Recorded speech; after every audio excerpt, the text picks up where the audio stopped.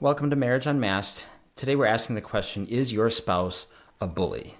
And that might sound rather harsh, but it's not about labeling your spouse and it's not about being harsh. We just want to talk about that real dynamic where one is acting more like a bully. That doesn't necessarily mean that they're just being emotional, like they're just getting frustrated or annoyed. That's regular human emotion. That's part of communication. That's not what we're talking about.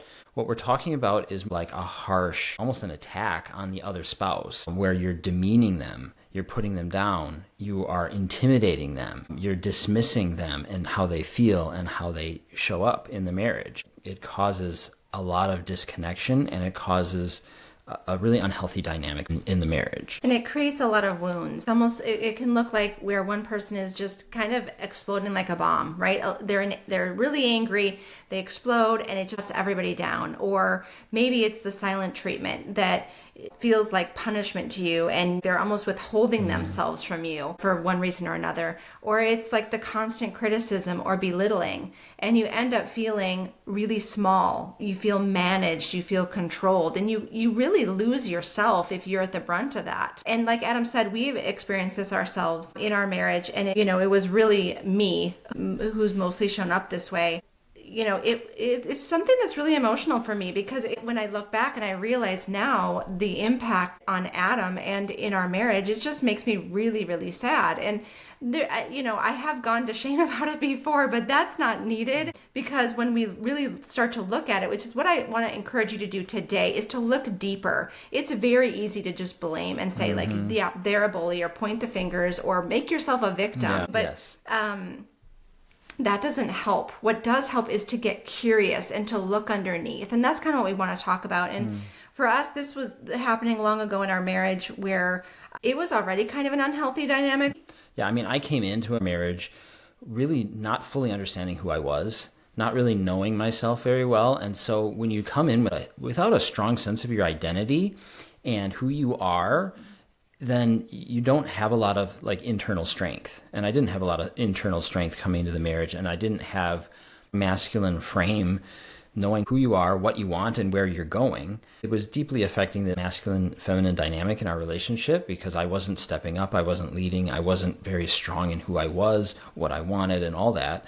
And so it's left a void in our relationship of that strength, and it caused a lot of problems for us. We both came in with a lot of different wounds that were actually opposite of each other, and then we were, in many ways, bringing out the wounds of the other person in the way that we were interacting. Yeah, and so when Adam was kind of avoiding responsibility, avoiding leadership, then I had to step into that and lead and run things and manage, and it really put me in this very frustrated, resentful place. Like, just as the years went on, I just got more frustrated, more resentful, and more exhausted. I grew up actually in the brunt of bullying, and so I had a lot of wounds already. And one of the things that I had internally decided is like, I'm not going to be bullied anymore. And so when like things were triggered in me where I was frustrated and resentful and exhausted, I was not showing up in a healthy way at all. And I had lost respect for Adam because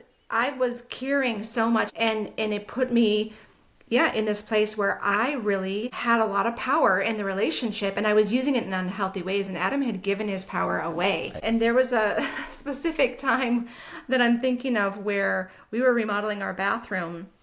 And it was just a really frustrating time. If you've ever been through a remodeling process, it's usually very difficult and stressful as it is. Yeah. And it was very stressful, and things were not going well. And there needed to be communication with the contractor a lot. And there were things that they did that were just, I don't know why. We had to redo. We had to have them completely redo certain things because it was literally not safe. There was like sharp edges for our kids, and they were like, oh, that's fine, like that's what we're going to do. And so now we're trying to communicate with them. We're trying to have them have their sales guy come back in and deal with all of that. And it was a nightmare of scheduling and trying to hold them accountable for what they had promised to do and all these things. And in many ways, in our dynamic, it was Kara who's seeing them and then getting upset about it and then pushing me in front to like deal with this.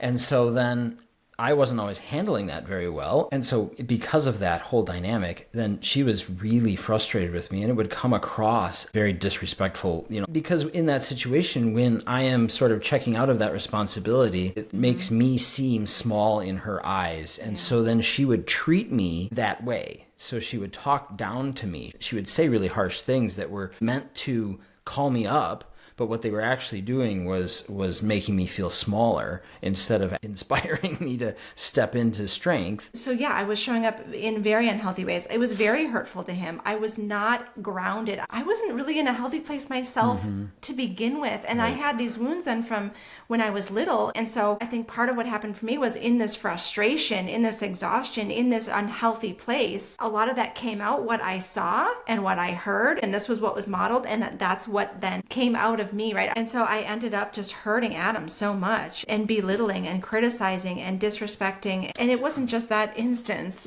this was happening often because this was the general environment that we were living in. And since I wasn't very strong, I wasn't setting boundaries, and I wasn't standing up for myself in that situation either. And so I played the victim. So I also was absorbing this and taking it in. I thought, well, I just have to take this, instead of understanding that I did have power in the relationship, and that there were things I could stand up for, and that I had more strength than I gave myself credit for. And so when you play the victim too, that also plays into this dynamic. And I will say too, what I thought I was doing in maybe calling him up, it was actually the opposite. It was actually shutting him down more. It was making him feel smaller instead of making him feel more confident and want to rise. And that is what happens a lot of times in the marriage where there's bullying, right? Whatever you're trying to get across as the, quote unquote bully, which I don't really want to call anybody that, but in this scenario, it's not going to happen. Probably the opposite's going to happen, where they shut down, they actually get smaller. Or check out completely and just put all of their attention elsewhere, which is something that I was doing a lot. I was putting all my best energy in other places. You can see how that dynamic, it just encourages more of the same, really, on both sides. So me checking out encouraged more of her getting upset and angry and annoyed, and her coming that way, it was pushing me away. And it took one of us to really shift out of that, and it wasn't happening in that situation. And there's absolutely no excuse for it. I have talked with wives who have been in just such painful situations where there is obvious control and intimidation and dismissing of them, and there's no excuse for that. But I do want to invite in some curiosity. Obviously, I want to invite you to stand in your strength and set the boundaries, and we'll talk about that in a second. But we want to invite in some curiosity and some compassion as well. A Bible story that really fits this dynamic is the story of King David and Saul. If you think about that story, Saul was a very insecure king. And because of that insecurity, he was trying to control David. He was trying to manipulate David. He was threatened by David.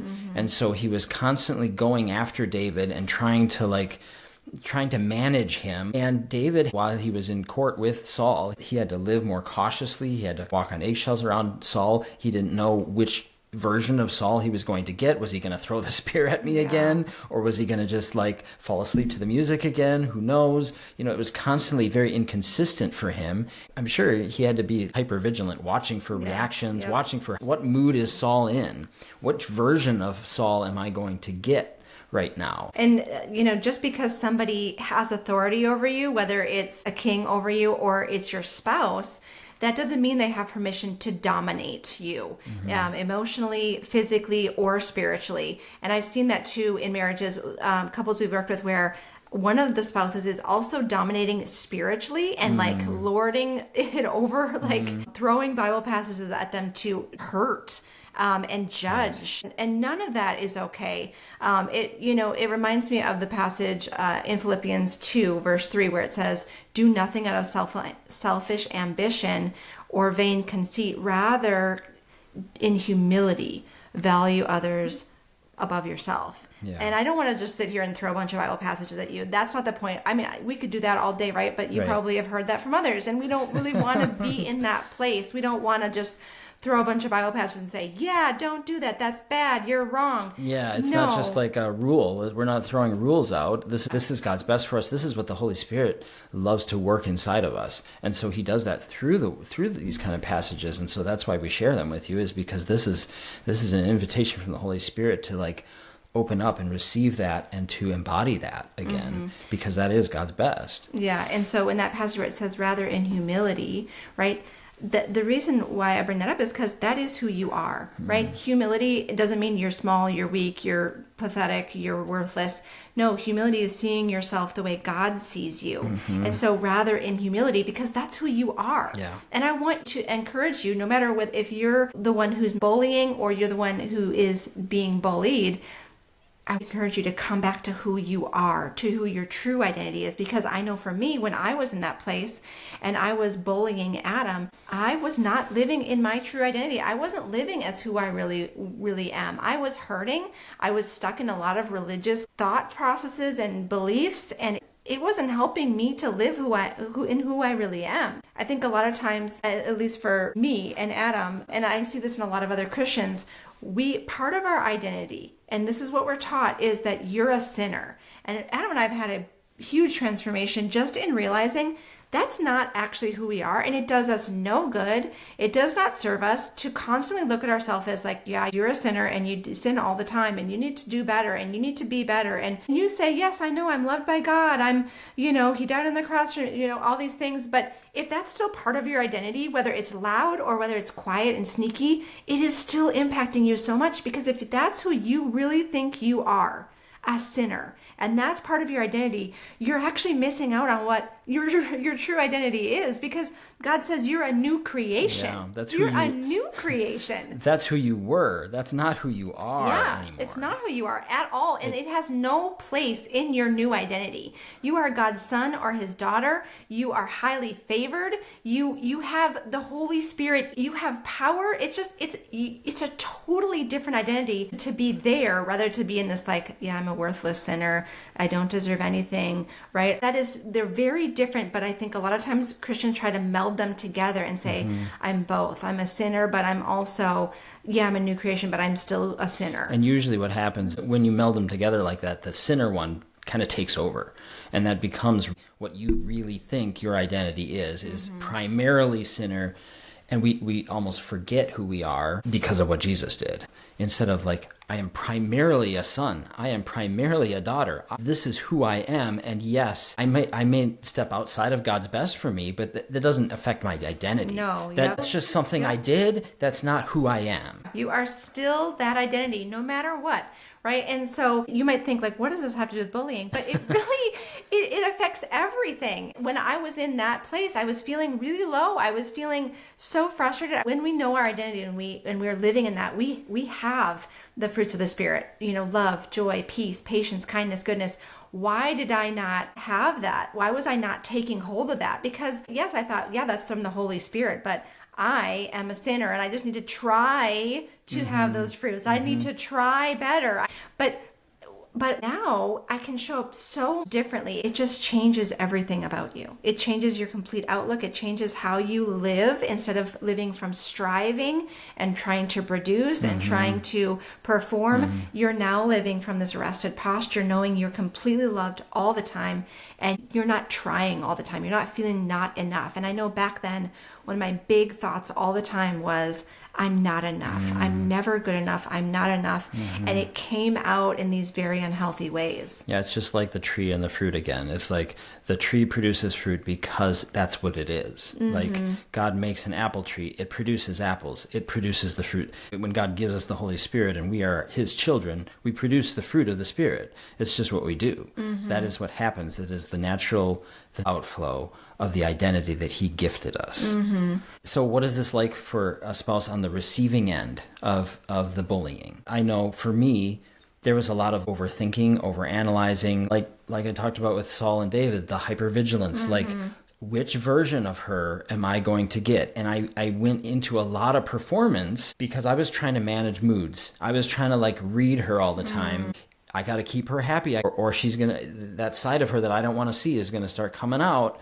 And so I was losing myself in that, trying to shapeshift and form in order to keep her happy, in order for there to be peace in the relationship, and in order to not see that side of her that was angry and frustrated and annoyed and was often hurting me. And so you start to suppress who you are. Yeah. You start to not voice your own opinions. You start to lose track of what your actual thoughts and beliefs are. You go into a survival mode where you're not looking to fulfill your needs. You're just suppressing your needs. You're pushing them down. You're avoiding what you need in order to show up in a way that will manage the relationship, in a way that will keep you safe. And you really are losing connection with your spouse in that, because you're losing connection with your authentic self. And so now, how can you connect with your spouse if you're losing connection with yourself? And then what can also start to happen is you second guess yourself and minimize the things that are happening. You start to justify what's happening to you. Oh, if I would have just done better, if I would have just performed better, if I would have been more perfect there, then that wouldn't have happened. And so you start to blame yourself for things that really aren't on you.